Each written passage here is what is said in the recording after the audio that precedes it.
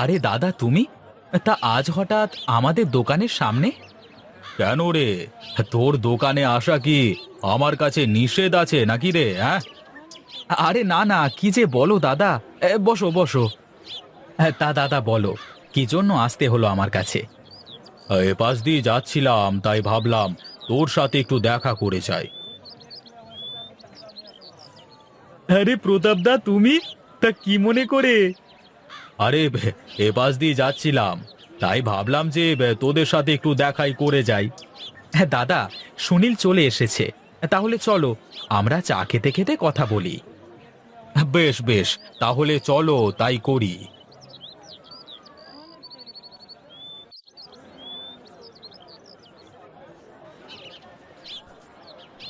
রামু, দুটো চা দিস এদিকে, কেমন? একটু বসো দাদা, দিচ্ছি। একটু তাড়াতাড়ি দিস, আমাদের আবার তাড়া আছে কিন্তু। শোন বিনোদ, একটা বিশাল খবর নিয়ে এসেছি। আমি জানি এই কথা শুনলে তোর ভালোই লাগবে। হ্যাঁ হ্যাঁ, বলে ফেলো দেখি, কি তোমার সেই কাঙ্ক্ষিত কথা? ইসলামপুরে এক ইরানি কাপড়ের ব্যবসায়ী এসেছে। অনেক সুন্দর সুন্দর কাপড় নিয়ে এসেছে। বলেছে যদি ব্যবসা করবার মতো সঙ্গী পাই, তাহলে নিয়মিত সব কাপড় এখানে পৌঁছে দিতে পারবে।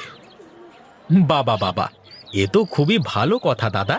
তুমি তো দেখি জব্বর খবর এনেছো। এই নাও দাদা, তোমাদের চা। কম দামে এত ভালো কাপড় কোথাও পাওয়া যাবে না, বুঝলি? তাই বলছিলাম যে ব্যবসা করতে হলে ওখান থেকেই কাপড় নিলে ভালো হবে মনে হয়। আচ্ছা ঠিক আছে, তাহলে আগে দেখি সুনীল কি বলে, তারপর তোমাকে জানাবো। এই সুযোগ হাতছাড়া করিস নে, আমার মনে হয় লাভই হবে, বুঝলি?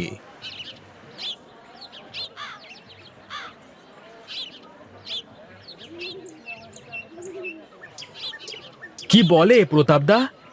কি আর বলবে, ইসলামপুর নাকি কোথায় এক বড় কাপড়ের ব্যবসায়ী এসেছে, তার থেকে কাপড় নেওয়ার কথা বলছিল আর কি। যাই করো ভেবে চিন্তে করো দাদা, তুমি আমার থেকে বড়, তোমাকে আমি কোনো কাজে নিষেধ করব না। আমি যাই করি না কেন, তোর মতামত ছাড়া তো কিছুই করব না, এটা তুই ভালো করেই জানিস। আর একা একা নেওয়ার সিদ্ধান্ত অনেক সময় ভুলও হয়ে যায়। প্রতাপদা মানুষটা খুব একটা সুবিধের নয়, বুঝলে? তার কাজ, সে যেখান থেকে একটু কমিশন পায় তার হয়েই কাজ করে। আমিও তো তাকে আমার দোকানে প্রথম দেখেই অবাক হয়ে গিয়েছিলাম। তোমার যদি মনে হয় একবার ইসলামপুর গিয়ে দেখে আসবো, তাহলে দেখে আসতে পারো। ঠিক আছে, তাহলে কালই আমি একবার বড় নৌকাটা নিয়ে যাব, দেখে আসি। যদি তেমন হয় তাহলে পরে দেখা যাবে। আমার মতে এটা করলেই ভালো হতো মনে হয়। বেশ বেশ, তাহলে আমি এখন আর দোকানে বসছি নে, একটু কাজ আছে বাজারে। কাজ সেরে তারপর বাড়িতে যাব। তুই একেবারে বন্ধ করে আসিস। ঠিক আছে দাদা, যাও তাহলে। আর বৌদিকে বলো রাতে যেন আমার জন্য চপ বানিয়ে রাখে।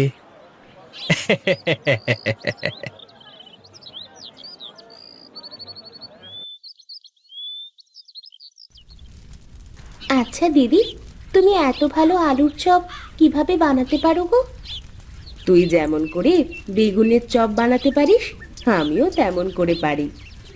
আরে ধুর, বেগুনের চপ বানানো আবার কোনো মন্ত্র নাকি? কিন্তু তুমি যে স্বাদের আলুর চপ বানাও, এমন চপ আর কোথাও পাওয়া যাবে না। আমি ছোটবেলা থেকেই আলুর চপটা বেশ ভালোই বানাই। তোর দাদা তো আমাকে দেখতে গিয়ে আমার হাতের আলুর চপ খেয়ে এত প্রশংসা করেছিল না। এই জন্যই বলি, তোমার আদরের দেবরও তো চপ বলতে পাগল, আর কিছু থাক বা না থাক, খাবার সময় তাকে চপ দিতেই হবে। এ বাড়িতে আসার পর থেকেই সুনীল আমার হাতের চপ ছাড়া খেতেই চায় না। নে, তুই একটা গরম গরম খেয়ে দেখ, ভালো লাগবে।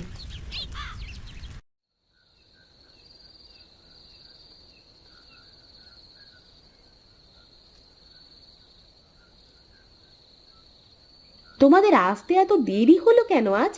সুনিতা বসে থাকতে থাকতে ঘরে গিয়ে ঘুমিয়েই গেছে।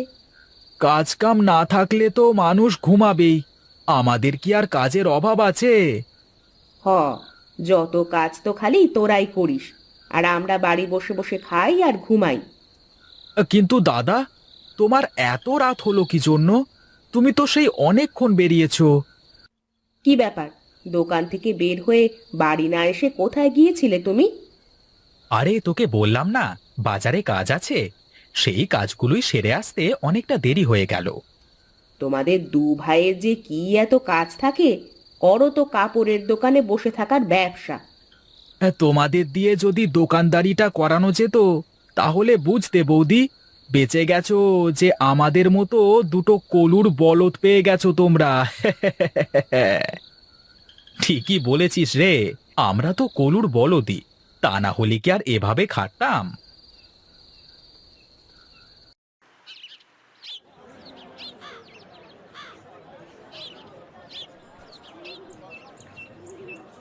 কিরে, দোকানের সামনে এত মানুষের ভিড় কেন? আমিও তো বুঝতে পারছি না দাদা, চলো তো আগে গিয়ে দেখি। এ কি, হায় হায় হায় হায়, এ কি হলো? আমার যে সব শেষ হয়ে গেল, কি যে হলো আমার? এসব কি করে হলো রে বিনোদ? আমার যে খুব খারাপ লাগছে রে। আমরা এসে দেখি এরকম সবকিছু পুড়ে ছাই হয়ে গেছে।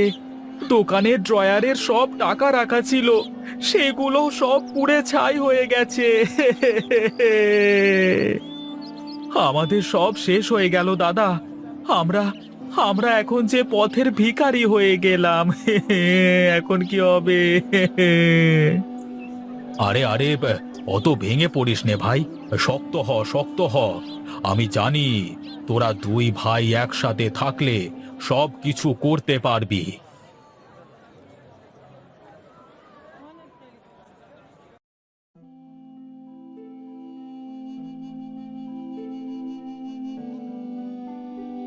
কি গো, শুয়ে আছো তুমি ঘরের ভেতর, আর আমি তোমাকে খুঁজে বেড়াচ্ছি বাইরে। কিছুই ভালো লাগছে না গো গিন্নি, মনটার ভেতর খালি হাহাকার করছে। যা হওয়ার তা তো হয়েই গেছে, এখন আর অত চিন্তা করে শরীর খারাপ করে লাভ নেই। চিন্তা কি আর সাধে আসে নাকি গিন্নি? একটা নগদ টাকা পয়সা কিছুই হাতে নেই। দোকান তো গেলই, সাথে টাকা পয়সা নগদ সব কিছুই চলে গেল গো। এখন এভাবে শুয়ে বসে থাকলে তো হবে না, কিছু একটা তো করতে হবে।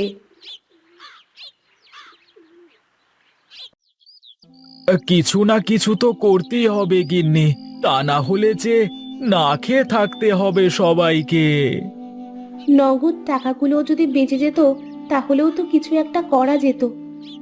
ভুল তো ওখানেই, মাল আনতে যেতে হবে বলে টাকা মিল করে রাখা ছিল, তাই তো দোকানে রেখে চলে আসলাম। যদি বাড়িতে নিয়ে আসতাম তাহলেও করতাম এক কাজ। যা চলে গেছে তা তো আর ফিরে আসবে না, তাই বলে বসে থাকলে তো আর চলবে না। দাদার সাথে কথা বলে দেখি সে কি বলে, তারপর দেখা যাবে। ওগো, তুমি যদি কিছু মনে না করো, আমি একটা কথা বলবো। কি কথা? বলো দেখি, আগে শুনি। আচ্ছা, আমার হাতের চপ তো তোমাদের সবার কাছে নাকি অনেক ভালো লাগে, তাহলে একটা চপের দোকান দিলে কেমন হয়? আমি বানিয়ে দেব আর তুমি বিক্রি করবে। না না, আমি ও সব বিক্রি করতে পারবো না। তোমার ইচ্ছে হলে তুমি করতে পারো। ঠিক আছে, তোমার কিছু করা লাগবে না, তুমি শুধু চুপচাপ থাকবে, দেখো আমরা কিছু করতে পারি কিনা।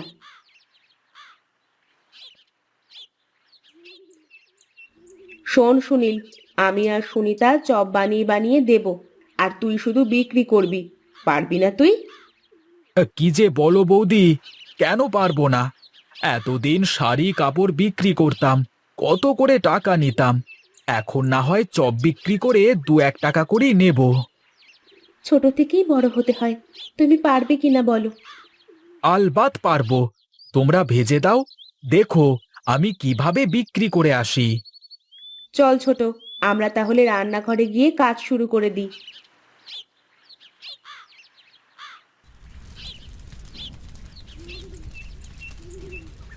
এই তো দিদি, বেশ অনেকগুলো চপ হয়ে গেছে, আজকের মতো এগুলোই থাক, যদি বিক্রি হয়ে যায় তাহলে কাল থেকে দেখা যাবে বেশি করে। ঠিক আছে, তাহলে এগুলো তোলা হয়ে গেলে নিয়ে গিয়ে সুনীলকে দে। ঠিক আছে দিদি, তাহলে এগুলো উঠিয়ে ফেলো। দিদি, আমি তাহলে এগুলো দিয়ে আসি।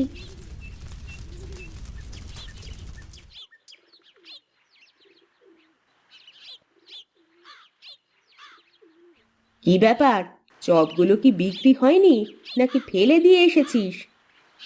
কি যে বলো বৌদি, ফেলে দিয়ে কেন আসবো? এই নাও টাকা, সবগুলো চপ বিক্রি হয়ে গেছে। শোনো বৌদি, কাল থেকে আর গ্রামের ভেতরে গিয়ে চপ বিক্রি করা লাগবে না। কাল থেকে সবাই বাড়ির উপর চপ কিনতে চলে আসবে।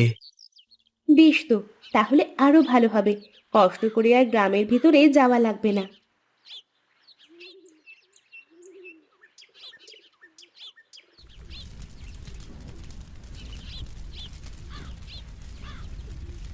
আমি আসলে তোমাকে অবহেলা করে তোমাকে কোনো সাহায্য করিনি।